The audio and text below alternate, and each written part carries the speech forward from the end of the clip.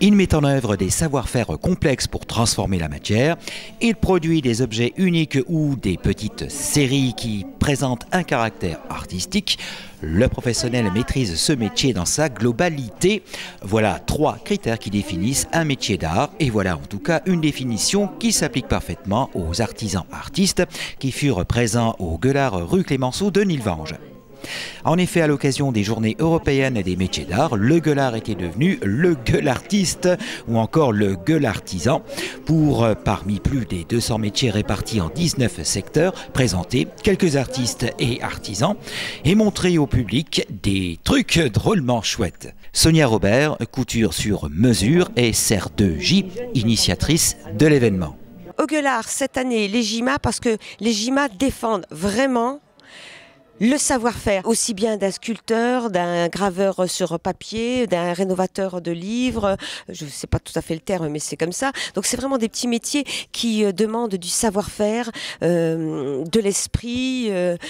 Ainsi, le Gueulard a donné un écho nilvangeois à ces Journées européennes des métiers d'art en ouvrant ses portes et sa scène acoustique à SR2J, chemise sur mesure pour hommes, entre autres, Dame Clown, vêtements pour enfants, accessoires et bijoux, Alain Stella Luthier, Denis Jarozinski, sculpture papier, Les Fusettes, patron et artisanat en couture, Perline Fay, création de bijoux, ou encore Catherine Blesmaille de l'usine by Kett. Artiste, peintre, décorateur. Donc j'essaye de créer mon entreprise de peinture, donc peinture sur tout support, le bois, le métal, les motos, les fresques murales. Là je suis en train de peindre un mannequin, tout support quoi, les chaussures, le cuir, les blousons, tout ce qui touche à la peinture me passionne et ce depuis une éternité. La boîte pour laquelle je travaillais a fermé ses portes, donc je faisais un travail de bureau d'études, dessinatrice en bâtiment. Et là, je me suis dit, je vais faire ce qui me plaît, vraiment ce qui me plaît. Donc, du coup, je me lance dans la peinture réellement, en ayant eu une formation d'1 an à Longwy. Et où j'ai appris quand même pas mal de choses, bien que j'ai un bon bagage en aérographie. Et l'aérographie, ça, j'en pratique depuis 2006. Et sinon, de la peinture, j'en ai toujours fait, quoi. Voilà. Des pinceaux et aérographes de ce peintre en décor, passons à Vol de Mouette, à Denis Jarozinski, sculpteur sur papier, mais pas seulement. Que je m'intéresse aux arts au pluriel. Je suis d'abord musicien. La musique m'a amené au théâtre, donc je suis devenu comédien. Le théâtre m'a amené à la marionnette. J'ai détourné la technique de création des marionnettes pour fabriquer mes sculptures. C'est du papier, différentes sortes de papier, papier journal, papier craft, tissu de coton, papier de soie, quelques peintures, un peu de vernis. Voilà. Et les quatre disciplines m'ont amené à l'écriture, qui est finalement le nerf de la guerre, donc l'écriture, le dessin et toute forme d'art de toute façon. Donner vie au papier, c'est du boulot. Par exemple, 4 jours de travail à raison de 12 heures par jour pour cette mouette et 1 semaine de travail pour l'éléphant. Avec son éléphant de papier, sa mouette et bien d'autres sculptures, Denis Jarozinski exposera bientôt à Longwy. Certainement à Longwy, à l'espace Guy Moquet. Je n'ai pas encore les dates exactes, mais ça va être une expo avec aussi une formation destinée aux jeunes.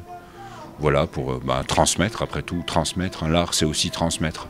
Des sculptures en papier de Denis, nous passons à du cousu main, aux chemises et redingotes de Sonia Robert ou encore Sonia de Joinville, dont on ne peut que saluer la pugnacité qu'il lui fut nécessaire pour exercer son activité d'aujourd'hui.